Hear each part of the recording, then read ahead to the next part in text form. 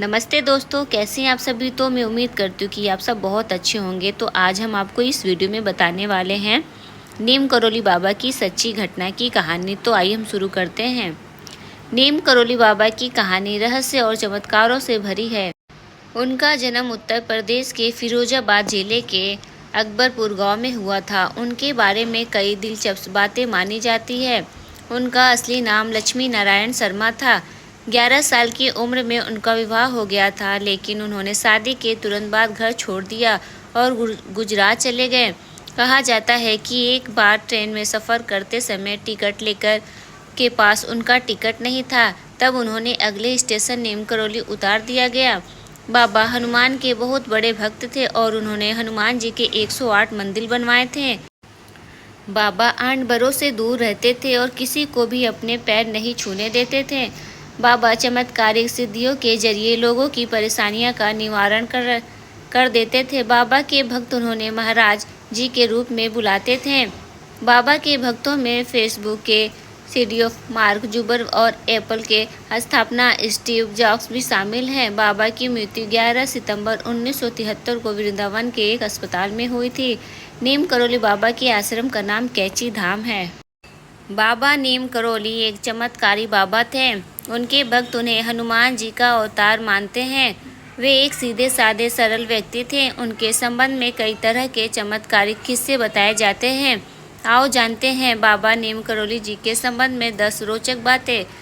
पहला है, नीम करोली बाबा का वास्तविक नाम लक्ष्मी नारायण शर्मा था। उत्तर प्रदेश के अकबरपुर गांव में उनका जन्म 1900 के आसपास हुआ था।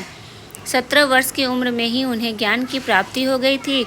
उनके पिता का नाम दुर्गा प्रसाद शर्मा था। 11 वर्ष की उम्र में ही बाबा का विवाह हो गया था।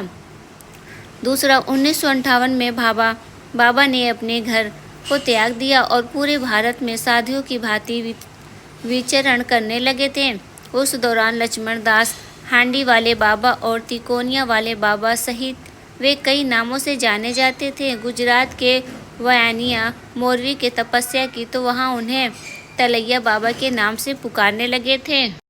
एक बार बाबा फर्स्ट क्लास का कंपार्टमेंट में सफ़र कर रहे थे।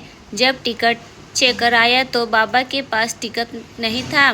तब बाबा को अगले स्टेशन नीम करोली में ट्रेन से उतार दिया गया। बाबा थोड़ी दूर पर ही अपना चिपटा धरती में गाड़ कर बैठ गए। ऑफिसर्स ने ट्रेन को चलाने का ऑर्डर दिया और गार्ड ने ट्रेन को हरी झंडी दिखाई, परंतु ट्रेन 1 इंच भी अपनी जगह से नहीं हिली।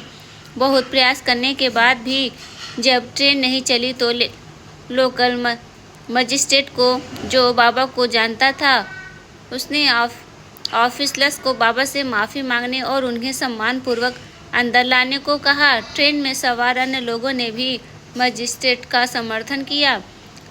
ऑफिसर्स ने बाबा से माफ़ी मांगी और उन्हें सम्मान ट्रेन में बैठा दिया। बाबा के ट्रेन में बैठते ही ट्रेन चल पड़ी। तभी से बाबा का नाम नीम करोली पड़ गया। नीम करोली बाबा के सैकड़ों चमत्कार किस्से हैं। उत्तराखंड के नैनीताल के पास कैची धाम में बाबा नीम करोली 1961 में पहली बार यहाँ आए और उन्होंने अपने पुराने मित्र पूर्वानंद के साथ मिलकर यहाँ आश्रम बनाने का विचार किया था। बाबा नीम करोली ने इस आश्रम की स्थापना 1964 में की थी। नीम करोली बाबा का समाधिक स्थल नैनीताल के पास पतंग नगर में है। यह एक ऐसी जगह है जहाँ कोई भी मुराद लेकर जाए वह खाली हाथ नहीं लौटता। यहाँ बाबा का समाधि स्थल भी है। यहाँ बाबा नीम करोली की भी एक भव्य मूर्ति स्थापित की गई है। यहाँ हनुमान जी की मूर्ति भी है। नीम करोली बाबा के भक्तों के एप्पल के मालिक स्टीव जॉब्स, फेसबुक के मालिक मार्क जुबरक और हॉलीवुड एक्ट्रेस जूलिया रॉबर्ट्स का नाम लिया जाता है। कहा जाता है कि इस धाम की यात्रा करके उनका जीवन बदल गया। 15 जून को देवभूमि में कैची धाम का मेला आयोजन होता है और यहाँ पर देश विदेश से बाबा नीम करोली के भक्त आते हैं। इस धाम में बाबा नीम करोली को भगवान हनुमान जी का अवतार माना जाता है। देश विदेश से हजारों भक्त यहाँ हनुमान जी का आशीर्वाद लेने आते हैं। बाबा के भक्तों ने इस स्थान पर हनुमान का भव्य मंदिर बनवाया। यहाँ वे 5 देवी देवताओं के मंदिर हैं। इनमें हनुमान जी का भी एक मंदिर है। बाबा नीम करोली हनुमान जी के पास परम भक्त थे और उन्होंने देशभक्त में हनुमान जी के कई मंदिर बनवाए थे। रिचर्ड एल्पर्ट रामदास ने भी नीम करोली बाबा के चमत्कारों पर मिरेकल ऑफ लव नामक एक किताब लिखी। इसी में बुलेट फ्रूट कंबल नाम से एक घटना का जिक्र है। बाबा हमेशा कंबल ही ओढ़ा करते थे।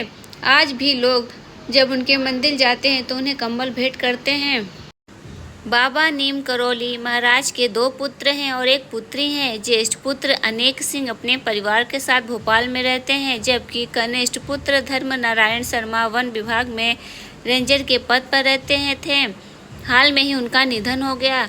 उन्होंने अपने शरीर का त्याग 11 सितंबर 1973 को वृंदावन में किया था। बताया जाता है कि बाबा के आश्रम में सबसे ज़्यादा अमेरिकन ही आते हैं। आश्रम पहाड़ी इलाके में देवदार के पेड़ों के बीच स्थित है। जब घी में बदल गया नदी का पानी, नीम करोली बाबा का चमत्कार। एक बार की बात है, कैची धाम आश्रम में भंडारा होना था। बड़ी संख्या में लोग भंडारे का प्रसाद ग्रहण करने आए, लेकिन इस दौरान घी कम पड़ गया। बाबा नीम करोली के अनुयायियों ने इस बात की जानकारी उन तक पहुंचाई। नीम करोली बाबा जी ने अपने भक्तों से कहा, चिंता मत करो, पास बह रही गंगा नदी से 2 कलश का स्थल भरकर ले आओ। भक्तों ने ऐसा किया। वह गंगा जल भरकर ले और कढ़ाई में डाल दिया। गंगा मैया को लौटाया घी। बाबा नीम करोली के चमत्कार से कढ़ाई में डाला जल देसी घी में बदल गया और उसमें गर्म पूड़ियाँ तली जाने लगी। सभी भक्त ये देखकर हैरान रह गए। एक दूसरे दिन बाद बाबा के आदेश पर 2 कलश देसी घी बाजार से लाकर गंगा मैया को वापस कर दिया गया और घी नदी में प्रवाहित कर दिया गया। कैची धाम 15 जून का दिन है, बहुत खास। नैनीताल से कुछ दूर पर स्थित नीम करोली बाबा का निवास स्थान है, जिसे कैची धाम कहा जाता है। कहते हैं कि जगह के प्रताप और बाबा नीम करोली के वरदान से यहाँ आने वाले भक्त अपनी झोलियाँ भरकर ही जाते हैं। हर साल 15 जून को कैची धाम के बड़े स्थल पर भंडारे का आयोजन होता है। कहते हैं कि 1964 में इस दिन कैची धाम में बाबा नीम करोली के हनुमान मंदिर में प्रतिमा का प्रतिष्ठा की थी। हाल में ही हिंदी पॉकेट बुक्स से एक शानदार पुस्तक छप कर आई है। श्री सिद्धि माँ इसकी लेखिका हैं। जया प्रसाद सिद्धि माँ नीम करोली बाबा की अनन्य भक्त थी। जया प्रसाद उनकी सेवा भक्ति भाव से प्रभावित होकर उनकी शिष्य बन गई। सिद्धि माँ के सानिध्य में रहकर जया प्रसाद ने न केवल नीम करोली बाबा को नज़दीक से जाना, बल्कि उनसे जुड़ी तमाम चमत्कारी कहानी को खुद साक्षी भी बनी। सिद्धि माँ के साथ रहते हुए जया प्रसाद ने देश भर में फैली नीम करोली बाबा के तमाम आश्रम का भ्रमण किया। इन आश्रमों के साथ साथ वह भारत के अधिकांश तीर्थ स्थलों पर भी गई। इन तमाम अनुभवों को उन्होंने शब्दों में पिरोकर एक पुस्तक का आकार दिया। अनेक अध्यायों में एक पुस्तक नीम करोली बाबा को नज़दीक से जानने का अवसर देते हैं। 1973 में नीम करोली महाराज की महासमाधि के बाद सिद्धि माँ ही उनकी दैवी संपदा की एक रक्षक बनी थी। सिद्धि माँ के साथ एक और सहयोगी थी, जीवंती माँ। नीम करोली बाबा ने जीवंती माँ को सिद्धि माँ के कवच के रूप में चुना था। कहानी यहाँ से शुरू होती है। वह 60 के दशक के आरंभ की बात थी। उन दिनों लेखिका अपनी माँ के साथ अक्सर कैची धाम जाया करती थी। कैची नैनीताल से 20 किलोमीटर दूर एक छोटा सा गांव है और यहीं पर नीम करोली महाराज का आश्रम है। पुराने दिनों को याद करते हुए वो लिखती है कि वहाँ पहुँचकर जैसे ही हम छिपरा नदी पर बने लकड़ी के पुल को पार करते, हरे रामा हरे कृष्णा संकीर्तन की मधुर ध्वनि हमारे कानों में गूंजने लगी।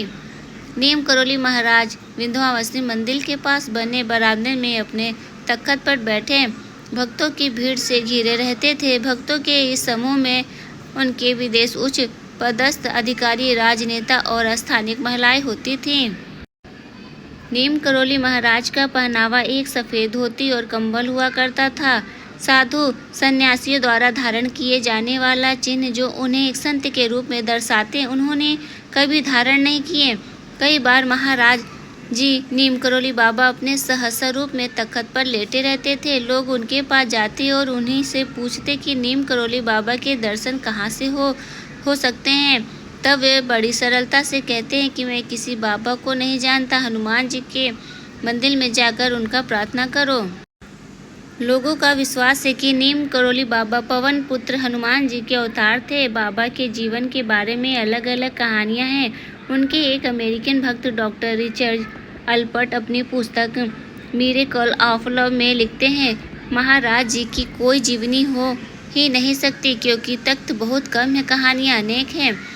वर्ष 1900 के प्रारंभ में बाबा नीम करोली का जन्म उत्तर प्रदेश के गांव अकबरपुर में एक ब्राह्मण परिवार में हुआ था। उनका नाम लक्ष्मी नारायण था। केवल 11 वर्ष की आयु में उन्होंने घर छोड़ दिया और भारत के अलग अलग हिस्सों का भ्रमण करने लगे। इसी दौरान उन्होंने अलग अलग नामों से जाना जाने लगा। गुजरात के बवानिया गांव में एक तालाब के निकट साधना करने के कारण उन्हें तैलैया नाम बाबा के नाम से जानते थे। कुछ स्थानों पर लोग उन्हें तिकोनिया वाले बाबा तथा हांडी वाले बाबा के नाम से भी जानते हैं। कैची धाम की कहानियाँ जैसे जैसे आगे बढ़ती है, आश्रय में भक्तों का समर्पण और त्याग की गई कहानियाँ पढ़ने को मिलती है। यहीं से पता चलता है कि लेखिका का सीधी माँ से किसी प्रकार संपर्क होता और वह न चाहते हुए भी कैसे उनके दिव्य व्यक्तित्व से प्रारंभ होती चली गई। तो दोस्तों, हमारे द्वारा दी गई ये जानकारी आपको कैसी लगी तो प्लीज़ कमेंट्स बॉक्स में ज़रूर बताइएगा।